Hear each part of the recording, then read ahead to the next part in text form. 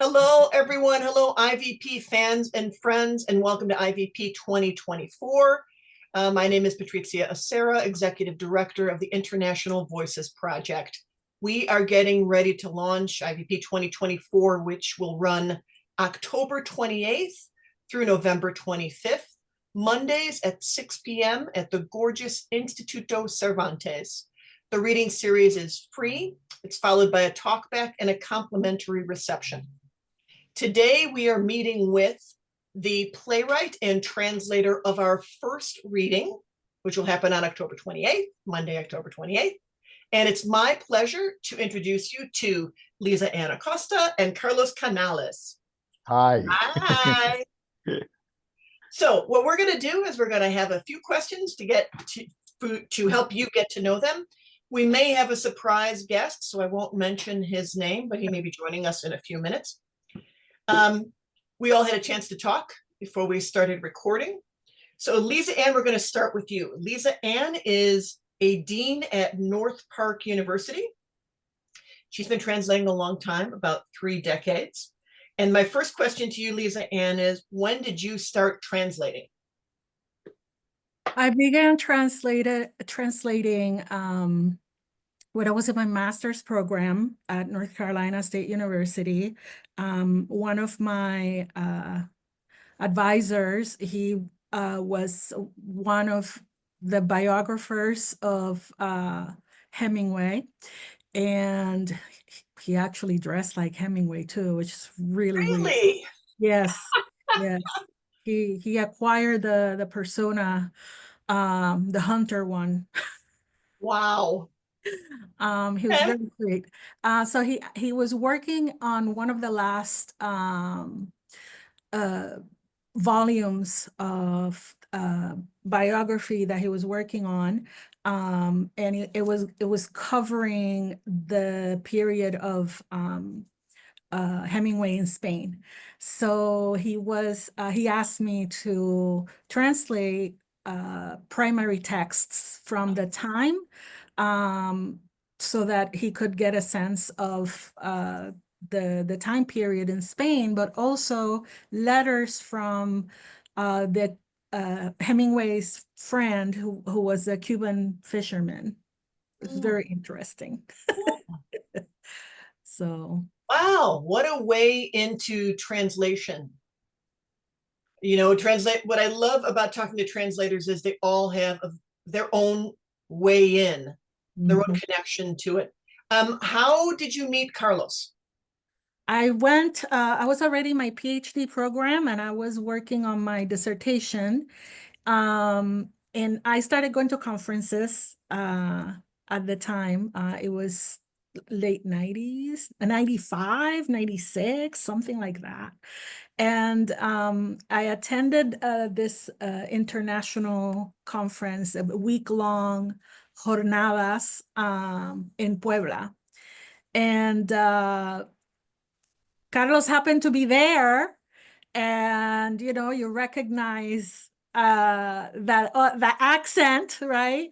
Amongst this people from so many places, and he's just friendly guy. He was just a friendly guy, and I had no clue who he was at the time. So it was great. We became fast friends, and he was just, I felt safe. He was like that boisterous, loud Carlos, because he has this voice. That's why he teaches, right? Voice as well. So then I came back to the thesis, the chapter that I was working on, and I started reading about, I was working with women playwrights.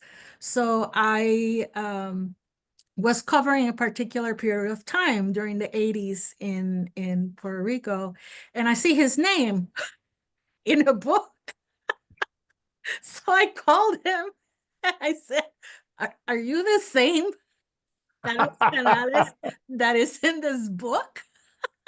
And when he said yes, I just about died because we had already been talking on the phone, he was telling me about the place he was writing, and he asked me if I wanted to see them, and I'm like, oh, he's such a cool guy. So anyway, it was very It's not me. It's not me. It's my doppelganger. Uh, no, so when he said that, I was like, oh. So that means, because he was the same generation as the playwright I was writing about. So it's the Puerto Rican new dramaturgy is what it's called. That's the movement. So there's a certain group of dramaturgs that belong to that. He appears in encyclopedias. that's amazing. Of course. And I I had was no idea. yeah, he was just so humble. I mean, he was just speaking to me as an equal, and here are my ideas, and do you want to check it out? Until I just was researching. So I felt so silly. But we have continued in touch all since then, through thick and thin, traveling, moving. And he even knew my family before he met them. Yeah. Wow. I wrote a play based on your mother. Oh, okay. Yep. It was so interesting because then I was telling him something that was going on with my mom, and he says, hang on, I need to go. I need to write something. And so then he's like, I wrote this play. And it was great to see that on stage. It really was. And it was presented in several places in Puerto Rico. Patricia Yeah. and Lisa, before I wrote a play about my mother. Yeah. And there it was. Yeah. So I really he sent me a couple. I think one of the first that he sent me was the trio for dictators, and the El Generalísimo Brujillo was another one that he sent me, and I just was in love with his writing. So so when he asked me to translate some of his stuff, I'm like, yeah. So I've been doing that. I love that. One of the things we talked about this a little while ago, I think, that so much of the work in IVP is about finding those people who champion the work of global playwrights. Mhm. Like the work makes its way into the United States by finding those champions of translation, those directors, but it can be a real challenge to break into the US theater market because there's so much of it and we're so spread out and we're not necessarily well connected to one another. Yeah, that is true. And it's also a challenge to translate everything that his voice, or the voice of the play, Yes. with all of the cultural weight that it has in like just a phrase, or a word that he uses, or the music that the music that he selects, anything here. And it's like, how do you convey that is somehow not just the words translated, but everything else that I understand because I get it, right? I'm Puerto Rican, and I know him, and I hear, like, I know his voice now. So how do you translate that, all of that? I think it's impossible to a certain extent, to an English speaking audience. And so And not that's just an English speaking, but in a US speaking audience, which is so different than an Australian English, a British English, Correct. and then a Midwestern sensibility. I can hear a kind of Midwestern sensibility in your translation. Mhm. It feels natural. Isn't Yeah. that interesting? You know, that strange sort of connection to territory in a way, Yeah. which is one of the things I really appreciate in your translations. Yeah. Thank you. And these two pieces, they're a lot of fun. They're really interesting. I love their connections, their connection to cultural points between Mhm. cultures. Yeah. That fascinates me. Mhm. Well, that's great. I love it. And we're so glad to have you. And we're so glad that you're able to bring us these pieces. Carlos, I'm going to say a little bit about you. So Carlos was born in Puerto Rico. He studied his undergraduate, which I would have loved, political science, drama, and education at the University of Puerto Rico. Then he got his master's in Spanish at the University of Connecticut. He also taught acting and dramaturgy, and that was at the School of the Fine Arts. Where was that at? Arecibo. Thank you, Arecibo. That's right. Last week I cut off. Carlos is a director. He's a actor, playwright, works on diction, kind of a cultural ambassador in a lot of ways. Just all of these ways that serve the art form. It's fascinating. It's fascinating to hear about that. Carlos, when did you start writing plays, and why plays? Because I know you wrote short stories as well and still do, but why drama? Okay, let me respond in Spanish because it's more easy to Great. explain. Okay, And thank you, Lisa, for translating. Lisa, en el 1982 conocí al dramaturgo Francisco Arribí Mm. y él me preguntó que si yo escribía teatro y yo le dije que no, que yo escribía cuentos, pero los cuentos salían dialogados.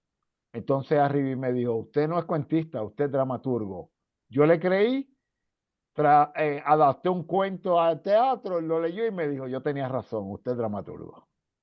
Oh, that's an awesome story. In 1982, he met another very important Puerto Rican writer, Francisco Arribí, and he asked Carlos if he was a playwright, and he said, no, I'm a short story writer. And but the thing with my stories is that there's a lot of dialogue that I create in those stories. So he adapted one of the stories, and Arribí said that I am right, you are you are a playwright, and that's how he moved to playwriting instead. Yeah. Isn't it? It's always incredible when someone sees something in you before you see it. Mm-hmm. Imagines you in a different version of you. Mm-hmm. Yeah. Carlos, do you have a favorite play that you've written? Like one that it just always stays with you, or you feel like represents your style in the best way? Oh, this is a good question because I am not Making the you choose your same. babies. I am not the same. I'm developed myself. You see? Yeah. I have maybe, Elisa, yo tengo varias etapas como dramaturgo. Y en cada etapa tengo mis obras favoritas. ¿Me escuchas, So he Lisa? has various phases as a playwright, and in each phase he has favorite plays. Okay. Mis dramas favoritos son los de la angustia existencial y lo de los problemas psicológicos de los personajes. Esos son los dramas que yo tengo esa constante, ¿no? En mi preocupación, yo escribo por tener una angustia existencial. Okay, so his favorite plays are deal with an existential anguish. And so those are his favorite plays. He connects to characters that have that same concern, the things that are happening psychologically to them. So those are his favorite. I love that. I love that. I have a question for the two of you. What do you think U.S. audiences should know about Puerto Rican drama? Lisa, no lo entendí del todo, ¿sabes? ¿Qué es lo que la audiencia debe saber, el público debe saber sobre el teatro puertorriqueño? Oh. I love that response. Oh, Okay, come on, because there's so okay, much. I'm trying to explain. Okay, Yes. Lisa, the people said the drama, the playwright in Puerto Rico, they must to write about national identity. Mm, I hate that yeah. because I write about the conflict of the people, the character. Yeah. I don't mind to when I am begin to write, thinking about the national identity. No, I never do that because I write because I have other point of view of the life. Okay, the anguish, the dementia, the violence, the universal theme. Yeah.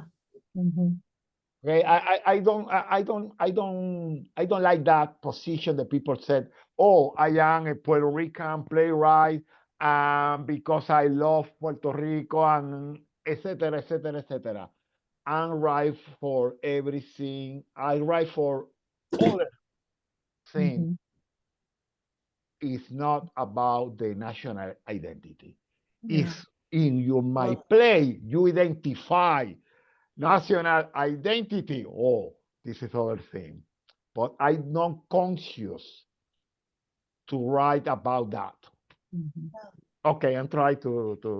No, that's perfect because that is something that someone studying Puerto Rican theater is like the classics and the classics in terms of like René Marquez or going back that there is some sort of political theme always. Not everybody writes like that. And so, but I think that the ones that do, I think there's a certain expectation that that's what you need to write about. But I don't have any doubt about I am Puerto Rican. Okay, I don't have any doubt about that. Okay, I know I am Puerto Rican. Okay, this is my opinion. No, I believe in that. Yeah. it comes out anyway. Listen. I wrote the play about Eugene O'Neill. Right. Eugene O'Neill is Puerto Rican. No, he's American playwright. And that's going to be my last question, I think. Maybe. So we're doing the 2 one-act plays. How did those come about? Where did they begin for you? Que en esas dos piezas que vamos a hacer, que vamos a leer, ¿cómo te llegó esa idea? Okay. O'Neill, Eugene O'Neill, was the first playwright I read in my life. Wow. And he impacted me. Very, very deep. Okay. I have to say I am playwright because I have influence on O'Neill. Okay. And many years ago, I visited the Monte Cristo cottage in New London City. Okay, I visited with my wife, Okay, good. I watch the manuscript on Long Journey into the Night, and you can see the little words because O'Neill have Parkinson at this moment. Well, good. Like the house is good. Okay, I'm very happy. 6 months again, I visited alone. In the Jamie room, the Jamie room is blue because we was alcoholic, and the blue is good for the hangover. The guy told us, okay? The second time, I felt something about me, beside me. Spirit, aura, present, I don't know. Well, I leave the house. Okay, at the night, maybe in the dream, I don't explain, Jamie O'Neill appeared to me and said to me, Carlos, write a play about me and to me. I said, Jamie, your brother wrote many plays about you. No. I want you write a play to me. Okay. At the morning, and try to continue my new plays. Is based about two characters of Charles Bukowski, but I can't read. I can't write. What happened? What happened? Try, and Jamie appeared again. Carlos wrote the play about me, very angry. Okay, Jamie, I will do. Okay, I starting the searching. I read again the other plays, and then I have a very problem, the technical problem, the structure problem. With I searching in my mind, I say, oh, I bring Eugene O'Neill. Eugene O'Neill is writing, but he has problem to writing because he can't concentrate to write. I remember the last visit Jamie O'Neill to Eugene O'Neill. I said, I got it. This is the what do you say, the idea. Okay, and O'Neill is writer, and remember the conversation with Jamie O'Neill. And the end of the play, when Jamie exit on the stage, the family came to Eugene O'Neill, mother, father, and Jamie. And this is the metaphor because in my play, this is the beginning, O'Neill sinking in Long Journey into the Night. I'm going to transcribe that and use that. That is right? That's amazing. And what about the Lugosi? Oh, this is another story. Okay, I'm trying again in English. Okay. No, it's great. Okay. The first line of the play is a question. I don't remember in English, but in Spanish. ¿Se puede saber por qué no me has preparado la comida? Tradúcelo. Right. The first line of the play, and if I can remember what it said, is like, can I know why my food hasn't been is not ready? Okay, and the second, and the answer is other question. ¿Por qué yo tengo que prepararte la comida? Why do I have to prepare your food? This is the beginning of the play because I don't know nothing about the story of the play. I don't know nothing about the character. I starting writing and writing develop at the same time about information, the character, the conflict, etc., etc. The process of writing or los Lugosi is totally the drama de O'Neill. Okay, the drama is developing me meanwhile writing the play. It's other thing. It's other thing. It's other structure. It's other. I don't know nothing about the character. Only the two lines of the play. This is the beginning. I go to my computer. I put the two lines and continue writing with any problem. I discovered the story of the play writing. I love it. I love it. All right, Liza. Yes. Is there anything you want to tell U.S. audiences about these readings? Why should they hear these plays? I think precisely because of what Carlos said earlier. It's something that transcends local geographical situation or reality, right? It's very introspective, and I find it interesting that he uses characters that are known not only worldwide, but I think that there's a very interesting specificity to the US as well, with O'Neill, with the culture that he grew up in, but also the friendship between Lugosi and Carlos. And so, I find that so fascinating.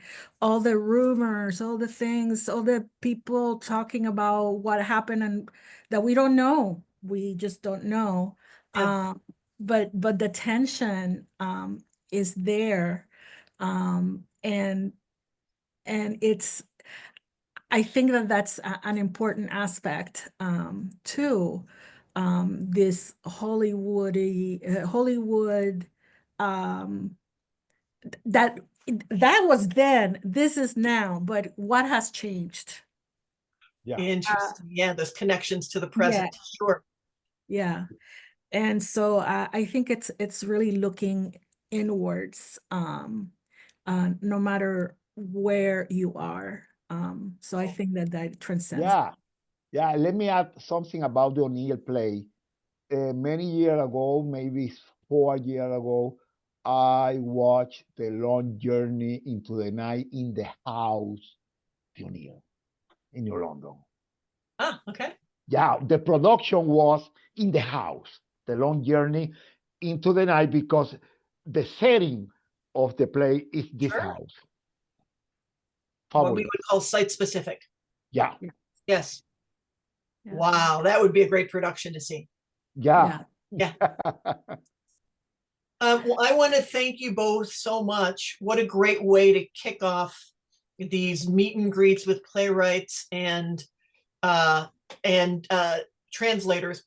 I don't know, this is going to be a hard one to top for others. So you've set a good bar. So ivpchicago.org. The festival runs October 28th through November 25th, Monday nights at 6 p.m. at Instituto Cervantes, and we hope to see you there. Thank you both. Okay, Thank you I'm for very having us. grateful. I'm very grateful.